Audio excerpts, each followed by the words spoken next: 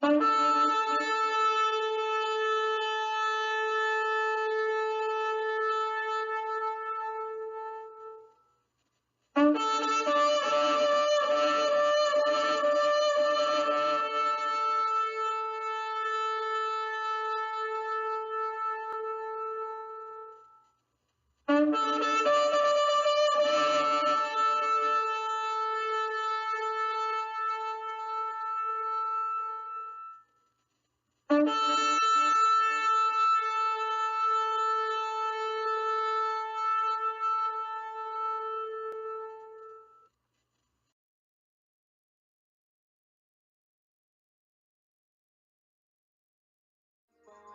Messiah's coming soon. Yeshua warring with the Persian. When the missiles come on, you gon' hear I go. I see, I see, give me the heat. I see, give me the heat. Bahashem Yeshaya. Bahashem Yeshaya. Bahashem Yeshaya. Oh, praise to the Most High. Oh, praise to the Most High power.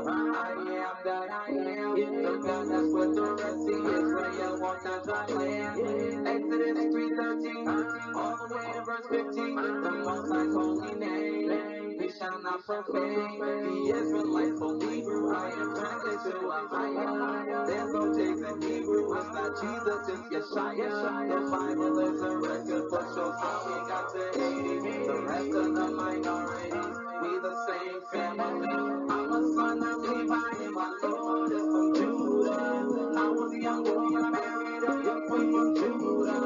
Deuteronomy 28 and 68. Slave ships and smoking ships. Revelation 21 and the rest of the money.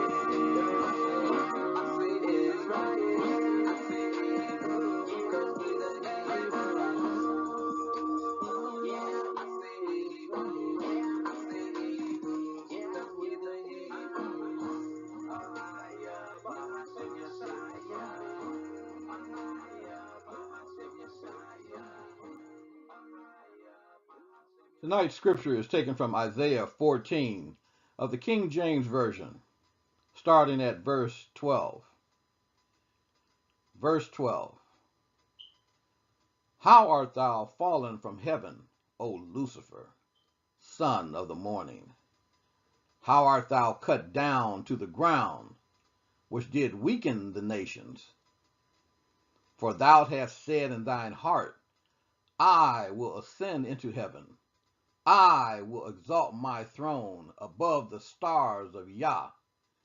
I will sit also upon the mount of the congregation, in the sides of the north. I will ascend above the heights of the clouds. I will be like the Most High. Yet thou shalt be brought down to hell. Tonight we're going to see that when you worship determines who you worship. And we're going to take a close look at the Lunar Solar Calendar. Lunar because it takes into account the moon. Solar because it takes into account the sun.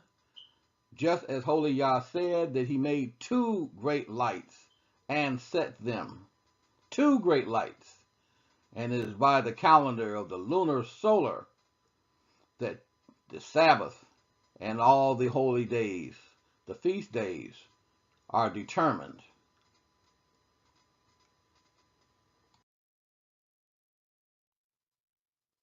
Let's go back to something that we've covered already in Genesis 1, 14 through 19. And Yah said, let there be lights in the firmament of the heaven to divide the day from the night, and let them be for signs and for seasons and for days and years, and let them be for lights in the firmament of the heaven, to give light upon the earth. And it was so. And Yah made two great lights, the greater light to rule the day, and the lesser light to rule the night. He made the stars also, and Yah set them in the firmament of the heaven to give light upon the earth, and to rule over the day and over the night, and to divide the light from the darkness. And Yah saw that it was good. And the evening and the morning were the fourth day. So he gave us these lights to distinguish the day from the night, and for signs, and for seasons, and for days and years. The days became weeks, the weeks became months, the months became years. Now let me ask you a question. Stop and think about this. If you had been locked away somewhere where you had no contact with the outside world, in prison, in solitary confinement, in a cave, locked up in your basement, it doesn't matter. But you had no contact whatsoever with the outside world. You couldn't see the sky. You couldn't look out the window. There were no televisions or radios. There were no cell phones. You had no contact whatsoever. Now, so let's say after 6 months or to a year, let's say suddenly you were released out into the public, out into the world. Let's say you're out in the country and you just released out. How would you determine what time it was? How would you determine what day it was? How would you determine what week or what month it was? This is important because we have to understand that this was the condition of our people in ancient times.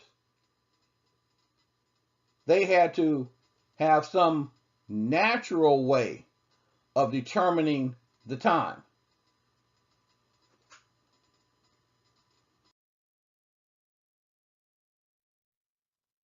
Well, in today's world, you'd break out your cell phone and push the little icon button to bring up the calendar and the clock to tell you what time it was. Or you turn on your television or your radio, and the announcer in there, sometimes, at some point they're going to say, what day it is, you can tell by that. Or you can go down and look on the wall and look at your little pagan calendar from Pope Gregory, the Gregorian calendar, right? And this is one way that you would do this today. But back then, there were no cell phones, there was no television, there were no newspaper, there were no radios. They didn't have Caesar Borgia portrayed as Yahushua HaMashiach on these little pagan calendars that they do today, that some people still have up on their walls. Not faulting them because they haven't been taught any better. That Caesar Borgia, that ain't Jesus on the wall. That's that homosexual lover of Leonardo da Vinci. But that's another story. Let me stay on track. So they didn't have any of these cell phones and all this modern contraptions, did they? They didn't have these things, so they would obviously have to use something else. They would have to look up at the sky.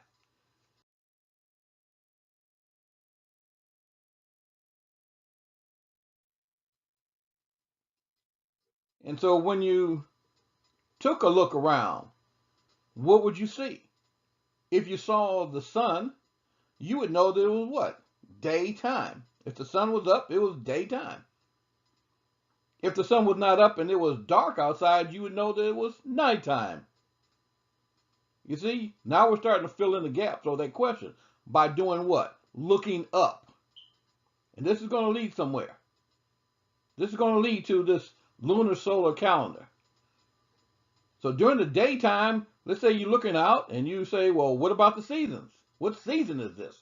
Well, if you saw that the trees were fully in full leaves and green and grass growing, you would, and it's warm outside, you would say it was what? It's summertime.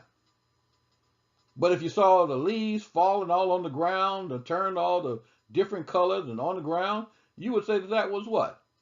The season of fall. That was the fall season. Or if there was snow all over the ground, you would say what? That's winter. The point being that you would do what? You would look out. And this is what the ancients did of time. They looked out. They looked up. And this is what we must understand if we're going to truly understand this lunar solar calendar. It's based upon what Yah created. Those two great lights, the sun and the moon. And all of the other stars and the lights and the conditions that he put into existence to give us the seasons. And we're going to take a look at something else that's very, very interesting. Now that we've established that you're going to have to look up to start filling in the gap of what time is it.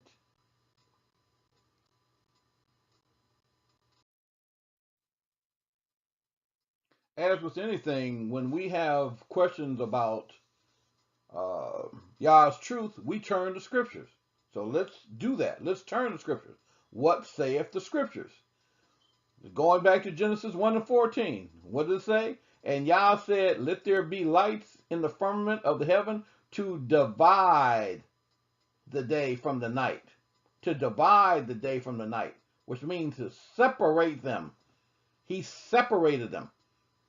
These heathens today, of modern times, and more pointedly, these descendants of Japheth and others, combined what Yah separated.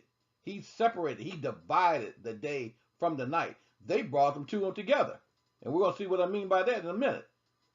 Let's take a look at John 11. John 11, verse 8. His disciple said unto him, Master, the Jews of late sought to stone thee, and goest thou there again? And Yahusha, aka Jesus, answered, Are there not 12 hours in the day? If any man walk in the day, he stumbleth not, because he seeth the light of this day. Notice this. Yahusha said, Are there not 12 hours in the day? He didn't say a thing about there being 24 hours in a day, did he? Again, showing you clearly, there's a clear difference between what the ancients did and what, as far as keeping track of time, and what they do today. Yahusha said there's 12 hours of the day. He didn't say a thing about there being 24 hours in this day. These heathens have joined the day and the night together. And they've even taught our people falsely about what the day began. But we're going to get there too. We're going to get there too. We got to deal with that nonsense about the day beginning at night. Day didn't begin at night. The day began in the light, in the day, in the morning. The morning begins the day, not sunset. And we're going to see this. We're going to see this a little later on. But let's push on with this. Look to this left. Look at this picture. This is a sundial. Sundial. Now remember what Yahusha just said. Are there not 12 hours in a day? Now look at each one of those little circles. Those circles represent the sun. They represent the position of the sun when? During the day. And it's pointed to by the shadow that's cast by that little pointed thing in the sundown, whatever that thing is called. But as the sun comes up, it casts a shadow, and that shadow points to the hour of the day. Now notice over there in that upper left-hand side of the sundial, that which represents the sun is below the horizon. And if the sun is below the horizon, there is no shadow. There is no shadow. There is no hour. Now, from there, above the horizon, now count the number of round circles, which represents the sun, as it goes around the sundown. Count them. Are there not 12 there? Are there not 12? And as the sun rises up, that little pointed part casts a shadow on each one of those positions of the sun. That's what Yahushua HaMashiach is referring to. 12 hours in the day. And that day began when the sun rose in order to cast a shadow. You can't cast a shadow at nighttime. Think about it. That doesn't make a bit of sense. It doesn't make a bit of sense. You can't use a sundial at night. You can only use a sundial during the day. And we'll see other references to this in a minute. But understand this. He's saying 12 hours in the day. What does the sundial show? 12 hours in the day. I wonder why. Let's move on.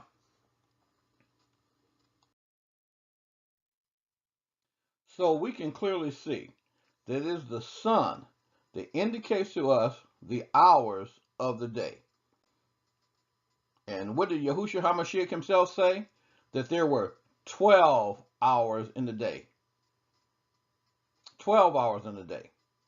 Now, if we turn our attention to our sundial again, we will see that the first hour position occurs after the sun, or when the sun comes up at sunrise.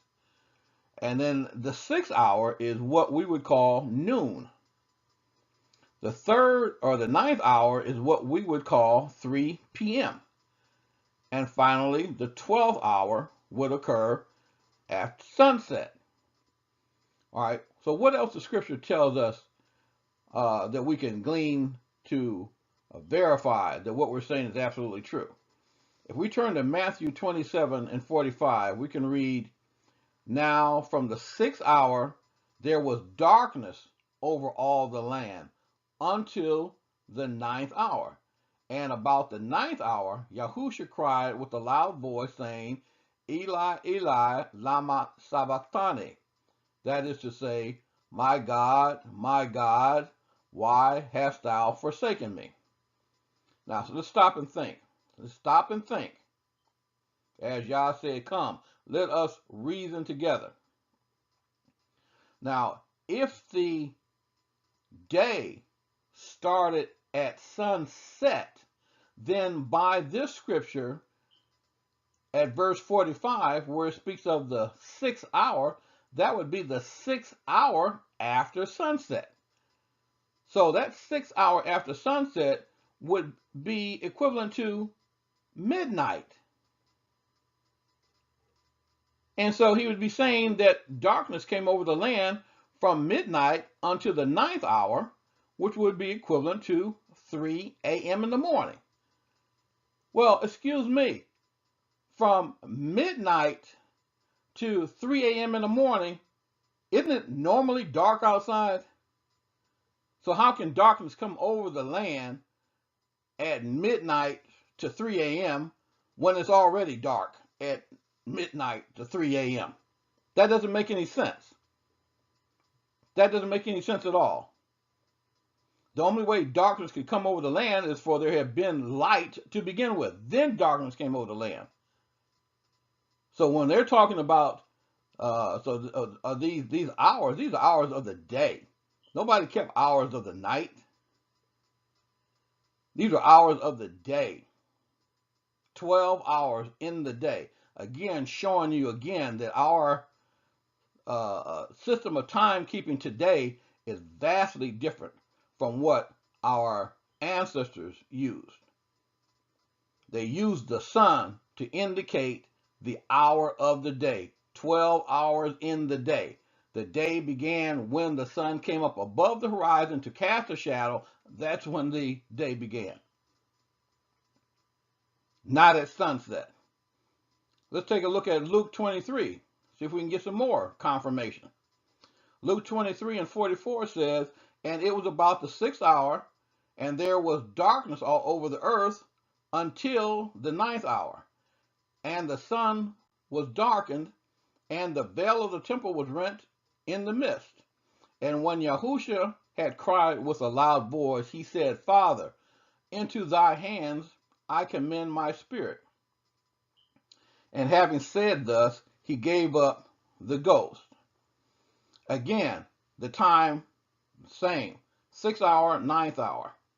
What happened to the 6th hour and the 9th hour? Darkness came over the land during that period of time. So again, if the day began in darkness, the 6th hour after sunset would be approximately midnight. Again, showing you the day did not begin at sunset. The day began in the morning when the sun rose. Now we're going to use this, and it's going to lead into the discussion of the Lunar Solar Calendar. First establishing that the day began at sunrise, not at sunset. But we're going to take one final look at proof using scriptures that the day began at sunrise, not sunset, and at the same time, it's going to give us some tremendous insight into the calendar system that was used.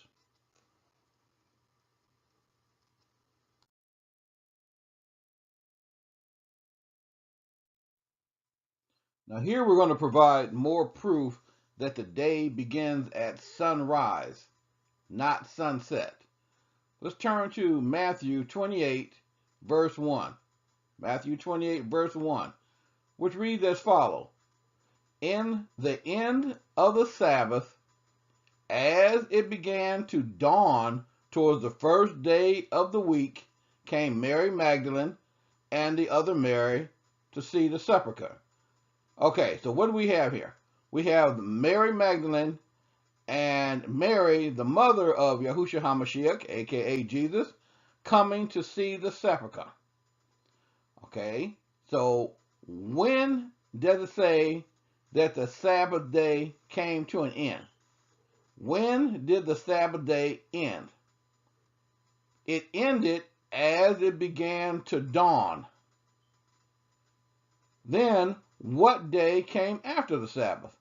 Now, we all know that the Sabbath is the 7th day, except as taught by Christianity, whose Pope changed it to the first day of the week. So he thought. So when we ask the question, what day came after the Sabbath, it would be the first day of the next week. So then, what event signaled the beginning of the first day of the next week? Dawn. Dawn signaled the beginning of the first day of the next week. So we have dawn signaling the end of the Sabbath of the 7th day. We have dawn signaling the beginning of the first day of the following week. Dawn, not sunset. The day begins at dawn, not sunset.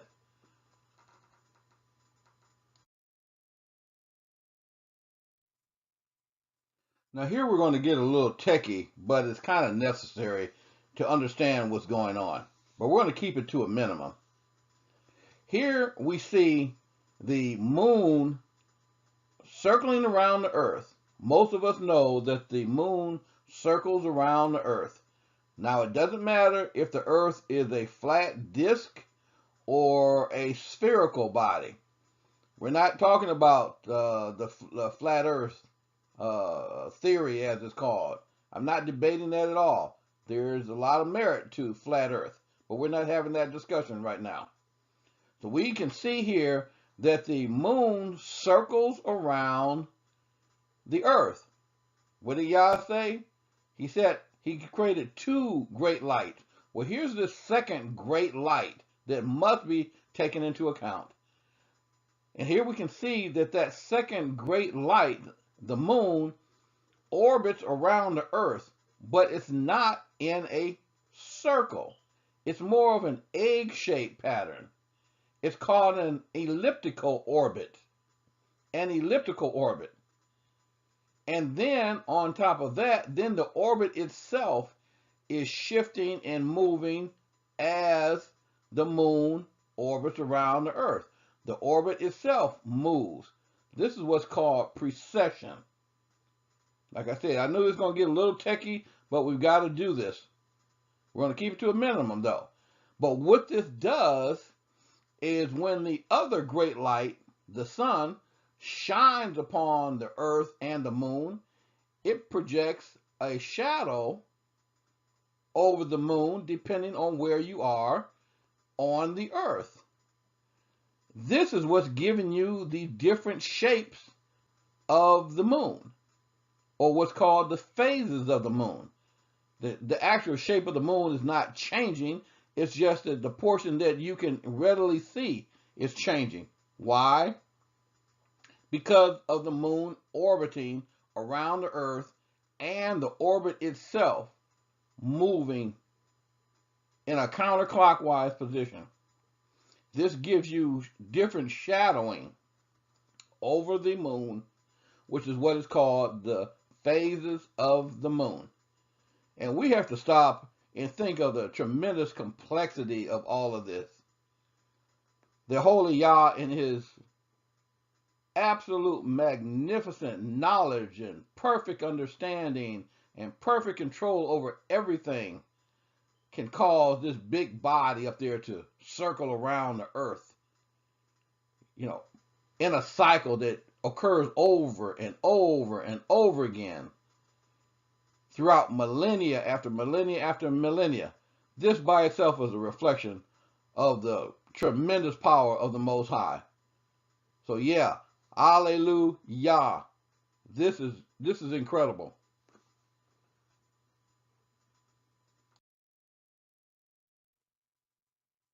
Now, as was said, the moon is circling around the earth in an elliptical pattern, and when the second, or the first great light is taken into account, that great light is casting a shadow over the moon, is striking the moon, and depending upon where you are on earth, you're going to see the moon differently from day to day. This is what's called the phases of the moon. This is what's being depicted here in this representation. If you look at start with the sun, you notice that the moon is what's called darkened. Why does it appear to be darkened? Because those people who are on the lighted side of the moon, facing directly into the moon, see it darkened because the moon is being struck directly from behind. The light is not shining to the other side of the moon. So to you and I who are in that position, we look at it, it appears that the moon is darkened. But as the moon moves around in its cycle, in its orbit, then the next day, or the next night, actually, the best time to watch it, a little bit more light is going to shine on the moon. And then you see, as it goes around to the next day, a little bit more and a little bit more and a little bit more, until we get to the other side where we have what we call a full moon.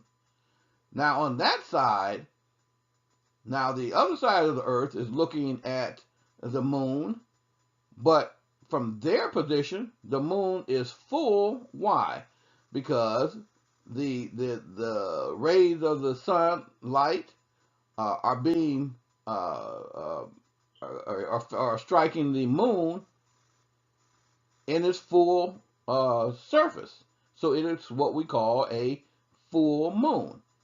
And then around and around, and as it goes around, then that lighted portion of the moon lessens again, lessens a little bit more, what they call waning. It's called waning technically, lessening, and it goes down and down again until it goes back to where we started, where the moon appears dark.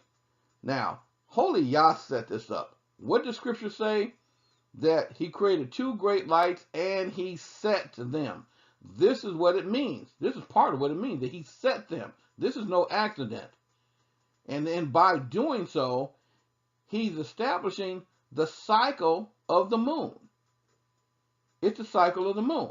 And he's also establishing the number of days in the month. The number of days that pass by as the moon goes through its cycle is determining the number of days in the month until we start what's called a new moon, as is indicated up at the top, new moon. The next day after you see this sliver of light, the next day, because the day begins in the morning at sunrise, the next day is what's called, it's the first day of the month. And this is what determines the number of days in the month.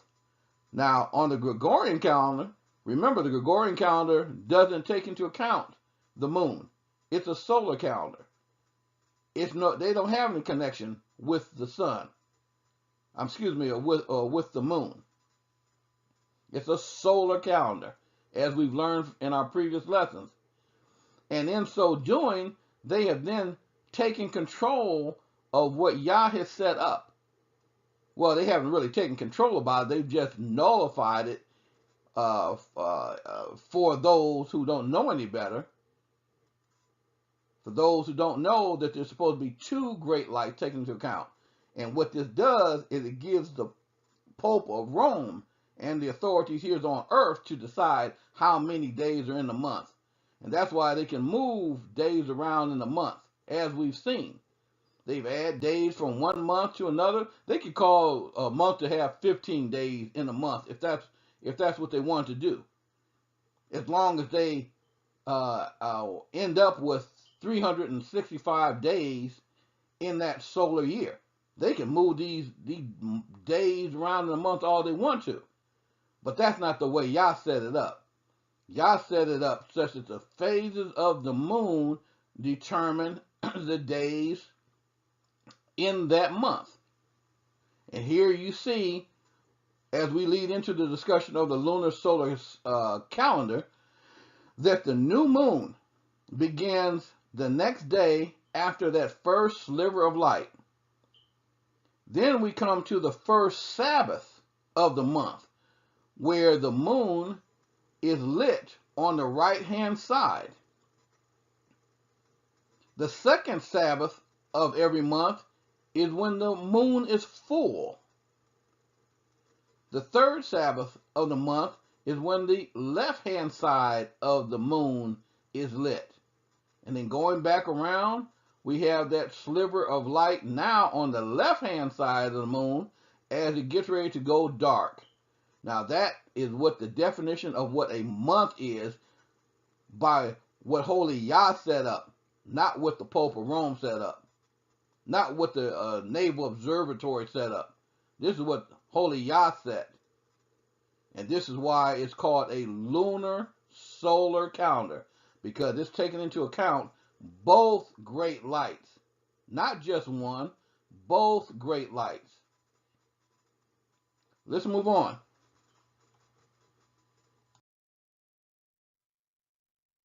Now, with this understanding, we can now intelligently understand the construction of the Lunar Solar Calendar, sometimes called lunisolar. I prefer lunar solar.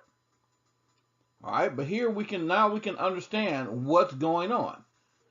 The day following that first sliver of light on the right-hand side of the moon, that next day at dawn, day begins in the morning, is what's called New Moon Day.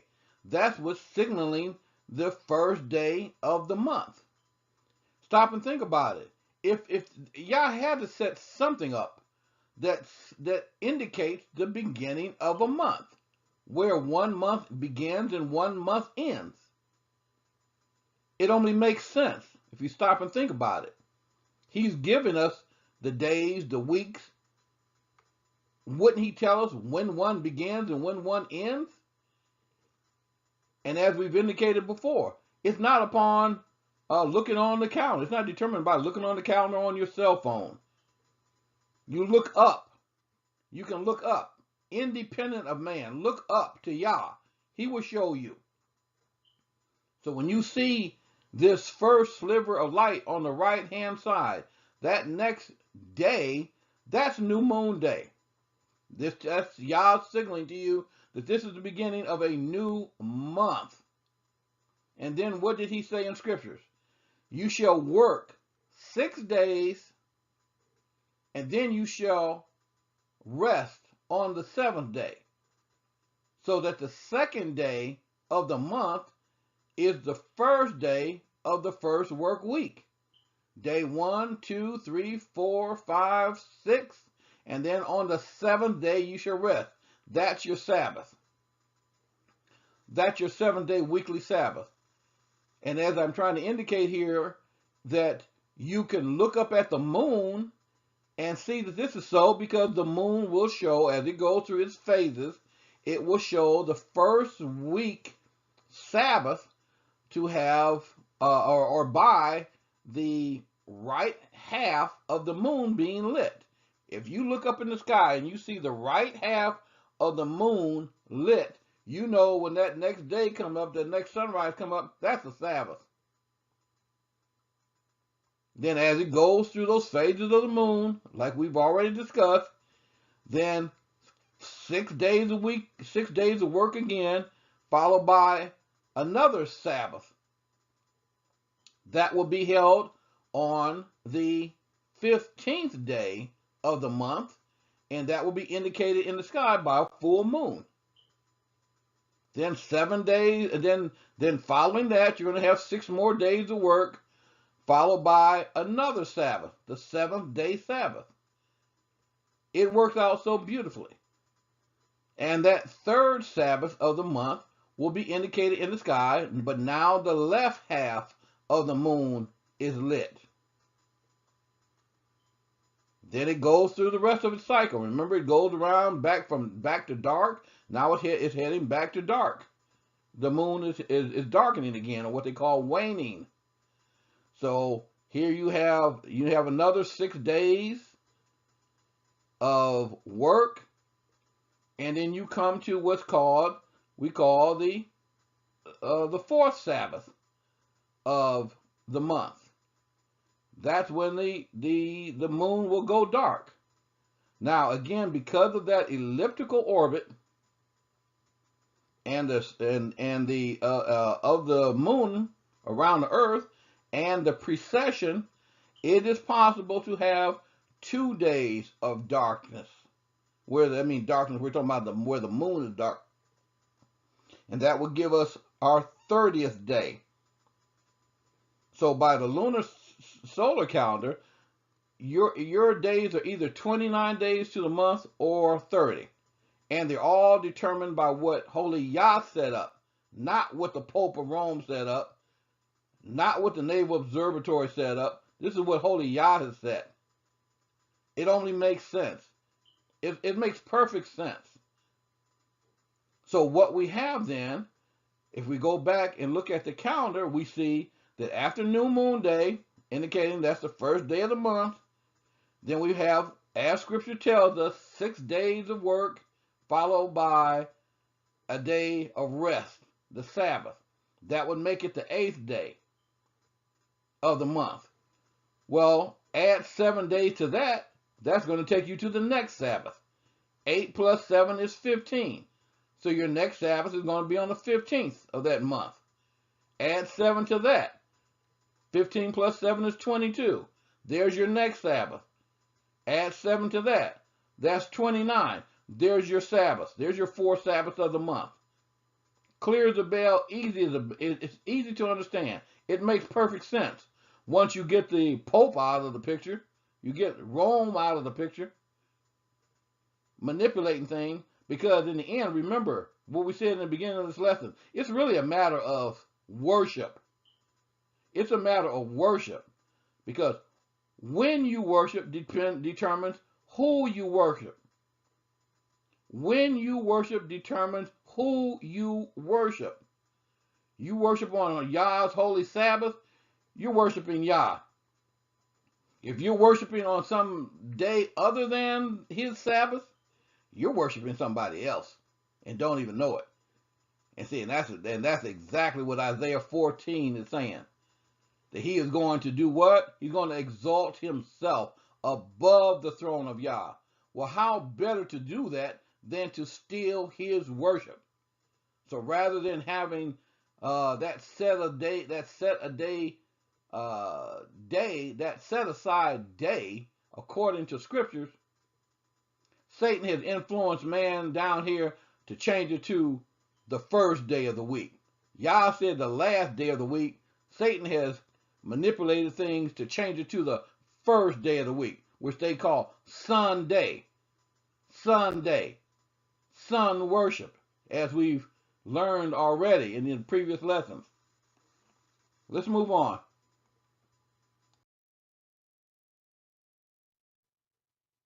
Now let's take what we have learned, and we're going to apply this to the first feast day of the year, which is Passover.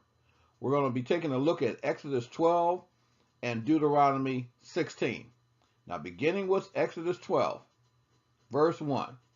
And the Lord spake unto Moses and Aaron in the land of Egypt, saying, This month shall be unto you the beginning of months. It shall be the first month of the year to you. Speak ye unto all the congregation of Israel, saying, In the 10th day of this month they shall take to them every man a lamb, according to the house of their fathers, a lamb for a house. And ye shall keep it up until the 14th day of the same month, and the whole assembly of the congregation of Israel shall kill it in the evening. Now going over to Deuteronomy 16, where we're going to join line upon line with Exodus 12. Deuteronomy 16, verse 1. Observe the month of Abib, and keep the Passover unto the Lord thy God, for in the month of Abib the Lord thy God brought thee out of Egypt by night. Now this clearly identifies the month of Abib as the first month of the year. Now ask yourself a question. Is the month of Abib on the Gregorian calendar? No. So if it's not on the Gregorian calendar, how could the calendars be the same? Verse 2. Thou shalt therefore sacrifice the Passover, and there shall be no leavened bread seen with thee in all thy coasts, even 7 days. Neither shall there anything of the flesh without sacrifice the first day at even remain all night until the morning. All right, now let's take a look at that, line upon line.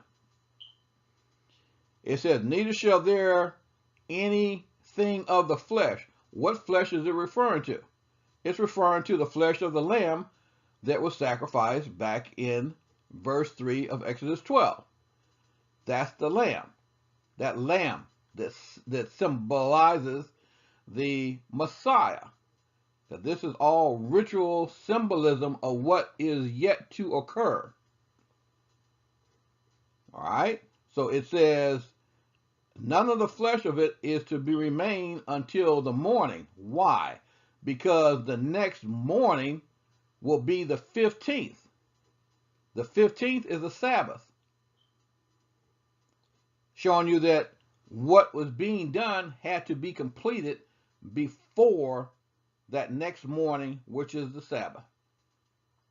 Verse 5. Thou mayest not sacrifice the Passover within any of thy gates, which the Lord thy God giveth thee, but at the place which the Lord thy God shall choose to place his name, there thou shalt sacrifice the Passover at even, at the Passover, at the going down of the sun, at the season that thou camest forth out of Egypt. When is the Passover to occur? It occurs on the 14th day. When on the 14th day? At even. Well, what does it mean by at even? At the going down of the sun. So here we can clearly identify what the scriptures means when it says even or evening. Even or evening means at the going down of the sun.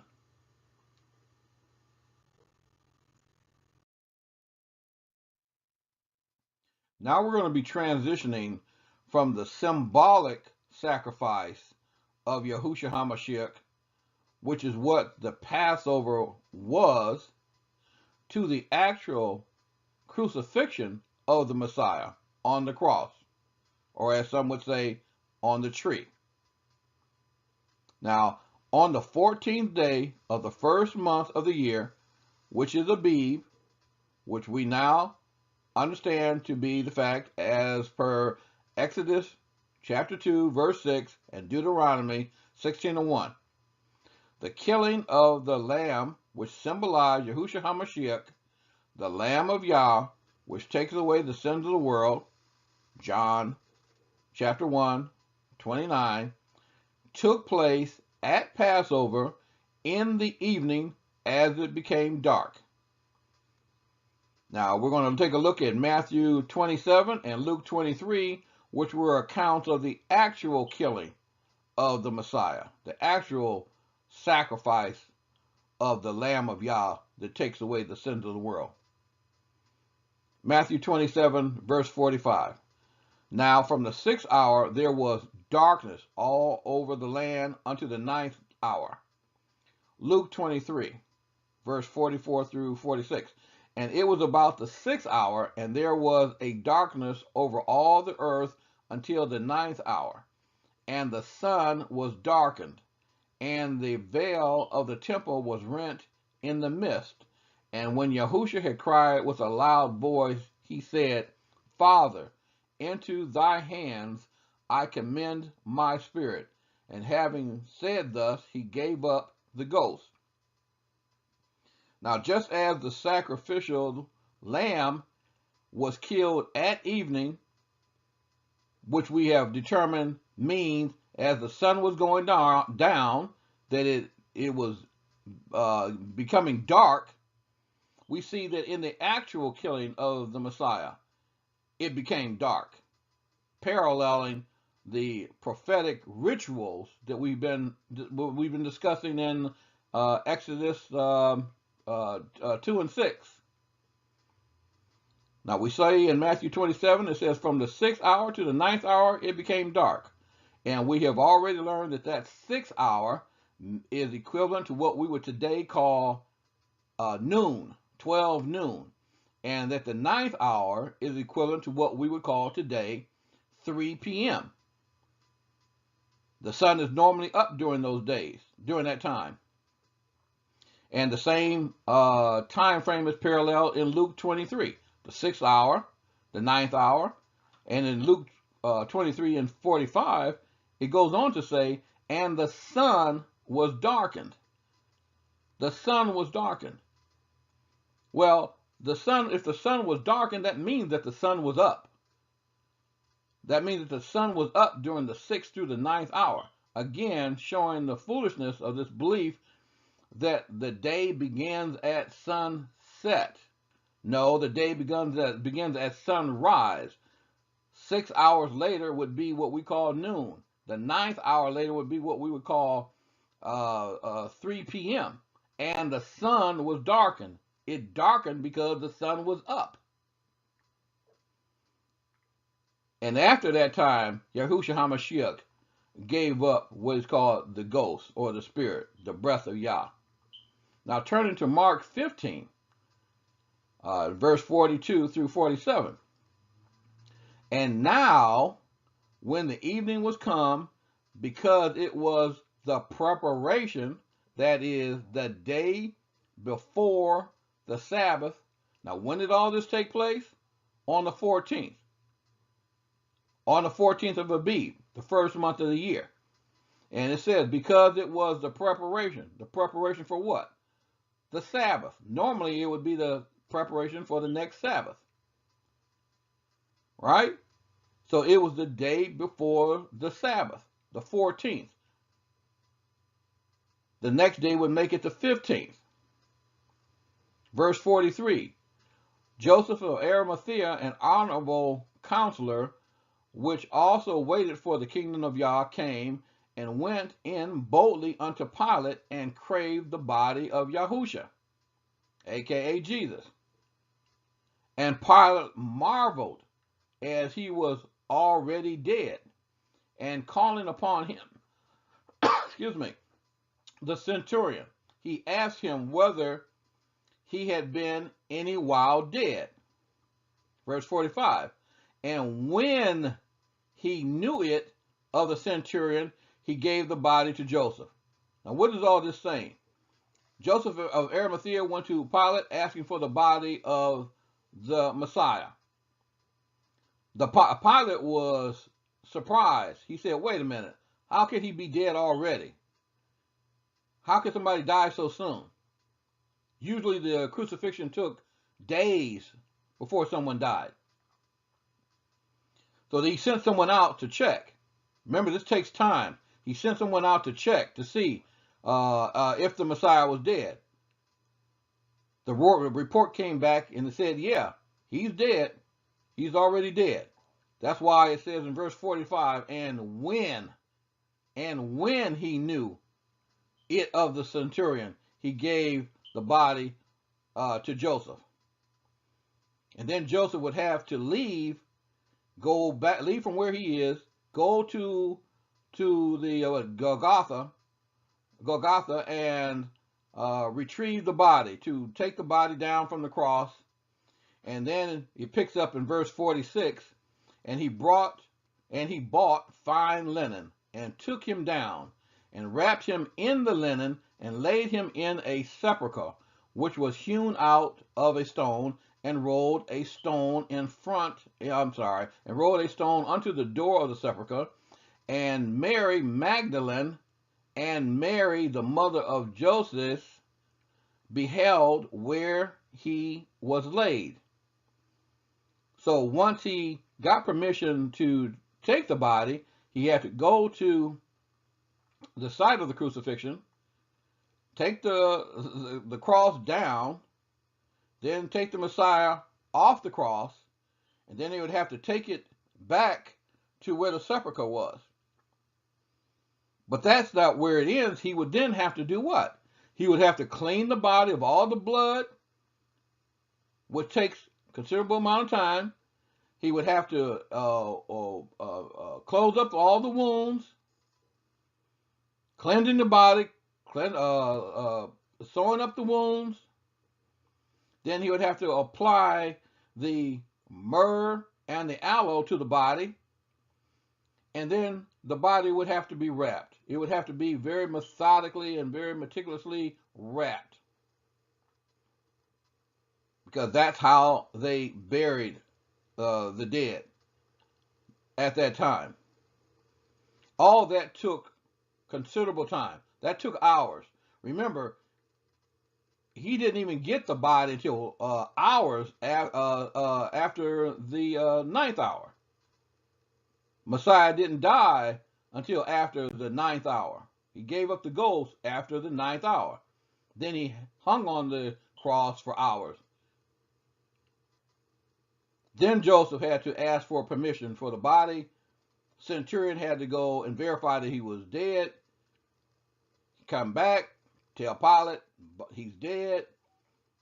Then Joseph would have to go get the body, bring it back, prepare it for burial in the sepulchre, and that took hours, and it was already dark when he began. That took hours.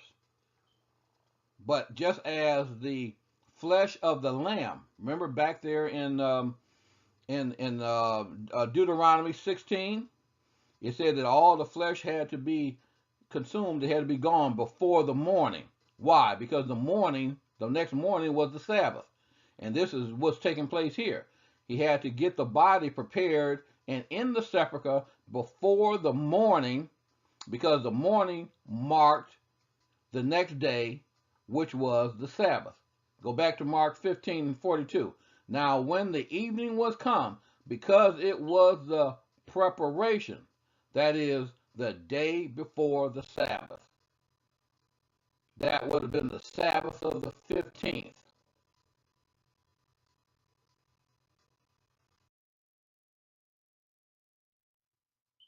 Now, taking what we have already learned, applying line upon line, precept upon precept, we saw from Mark 15 and 42 that it was the day of preparation. That is the day before the Sabbath. We know that the Passover took place on the 14th. And it was also the day before the Sabbath, which obviously meant that the next day, the 15th, was the Sabbath. Now let's take a look at Matthew 28, which reveals so much.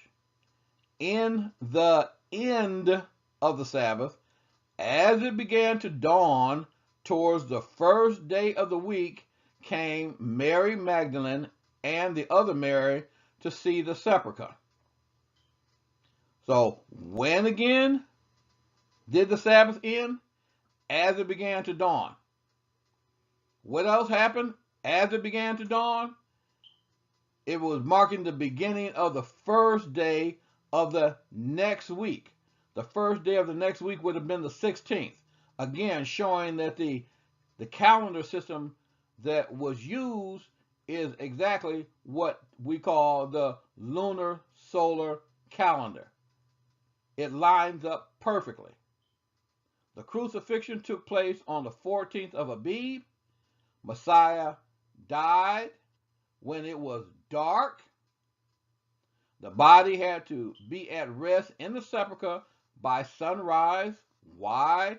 Because the next day was Sabbath, the 15th of Abib, when no work is allowed, no handling of the dead is allowed, no commerce is allowed. That's why Mary Magdalene and Mary the mother had to wait until the end of the Sabbath, because those activities are not allowed during the Sabbath. That Sabbath was on the 15th. And if the 15th was the Sabbath, the 8th was the Sabbath. If the 15th was the Sabbath, the 22nd was the Sabbath. The 22nd being the Sabbath, then 7 days later, the 29th would have been the Sabbath. Again, showing you without a doubt, for those who want to see, that the Lunar Solar Calendar is the one that the Hebrew Israelites used of old. Anything else is Satan trying to steal the worship of Holy Yah and to deny Yahushua HaMashiach, the Messiah.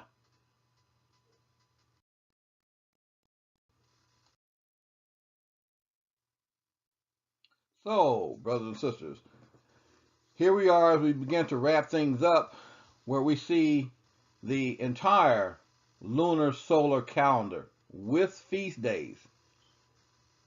Each month beginning with New Moon Day.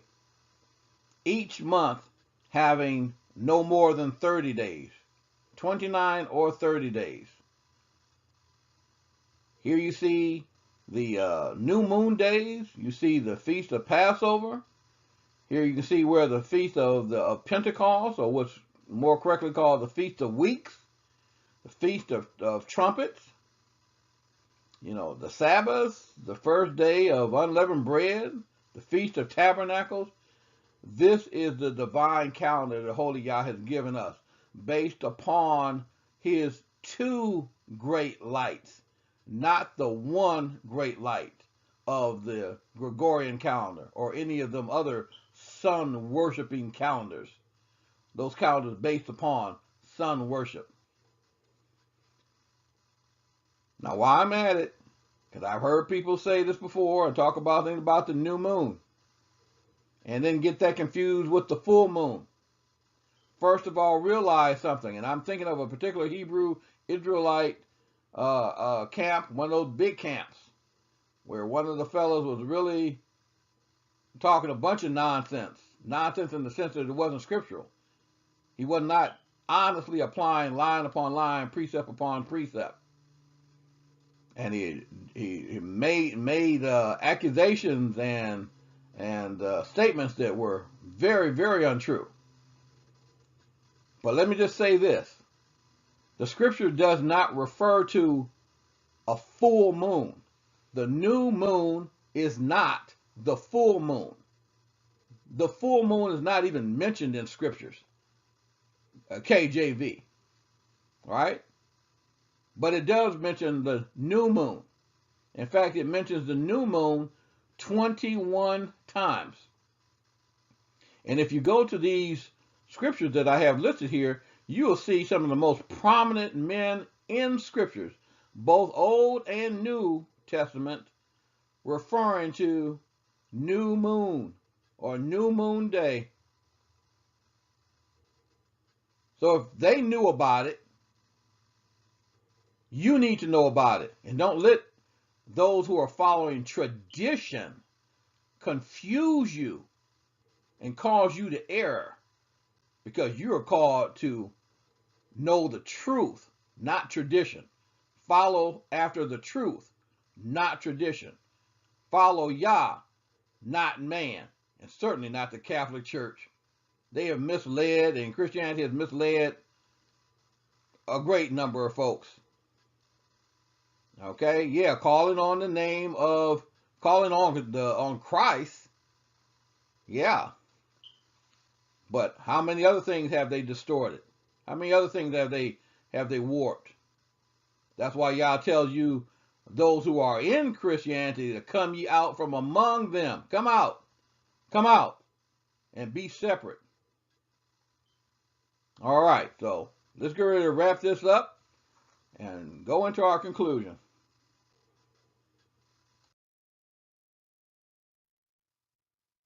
Well, brothers and sisters in Holy Yah, here we are at another conclusion.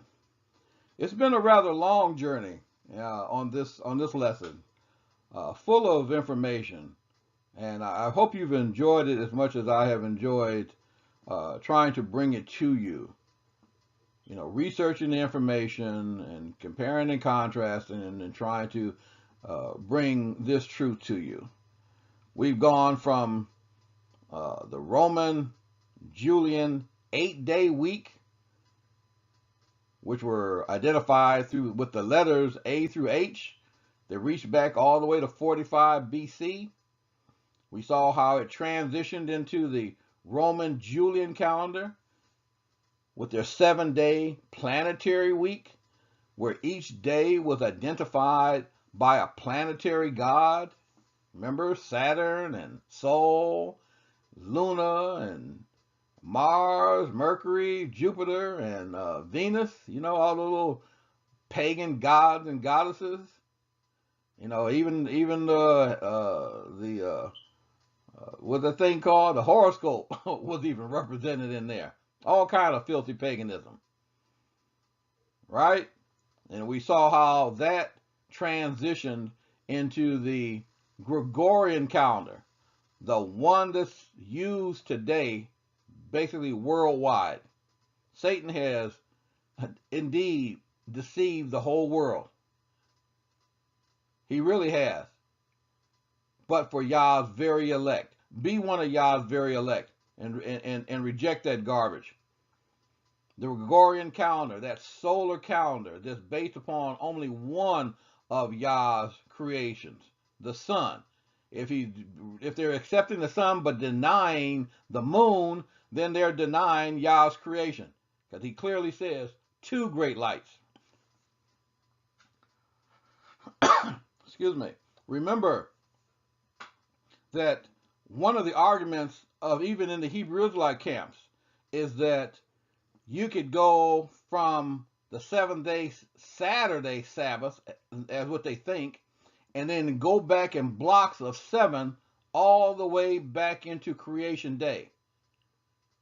This is what many have claimed, but I have proven here that that is totally false, and that's totally impossible. One of the reasons being is that when the Gregorian calendar came out, it was October 15th, 1582. The day before was October 4th, 1582. So these heathens have just taken 10 days out of the calendar. Just dropped it out of the calendar. That by itself would prevent that idea that you could just go back in blocks of 7 all the way back to creation day, the 7th day of creation week. That just destroys that nonsense. And then when you go back to the 8-day calendar, now you got 8 days, not 7, and they're listed A through H. There is no Saturday in that calendar. There is no Saturday.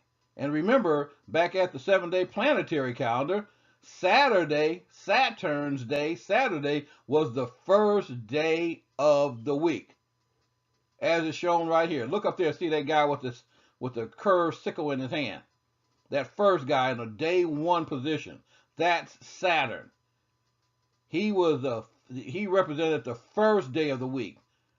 Again, totally destroying this idea that Saturday has always been the 7th day of the week.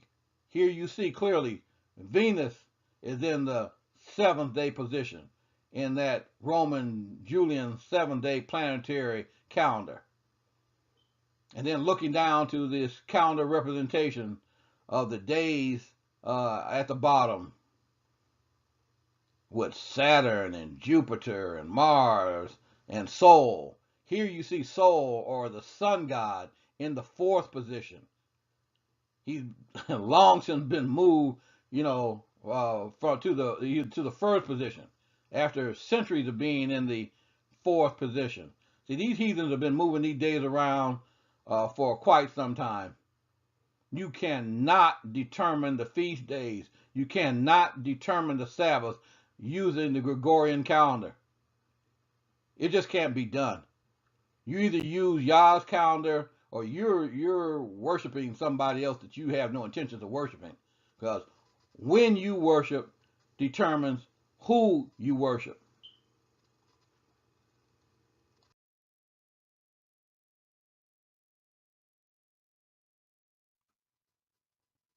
So here it is, brothers and sisters. The lunar solar calendar set up by Yah based upon his 2 great lights. Starting with the new moon. He's going to tell you when the month began. Yah is telling you when the month began, not the Pope of Rome. All right? And it just makes sense because Yah would not have made his people dependent upon a cell phone or some Caesar Borgia calendar or the radio or the television to determine when his feast days were and when his Sabbaths were. That don't make any sense. But he did make it so that anybody who had eyes to see could look up to what Yah created, and you will see the signs and the seasons as he has said by his creation, not by man's manipulation of his creation, but by Holy Yah's creation. So with this, brothers and sisters, we're going to leave you and just say shalom, shalom to all my brothers and sisters. And I hope that you will break away from using that pagan calendar to determine Yah's Sabbath days. Shalom, shalom, brothers.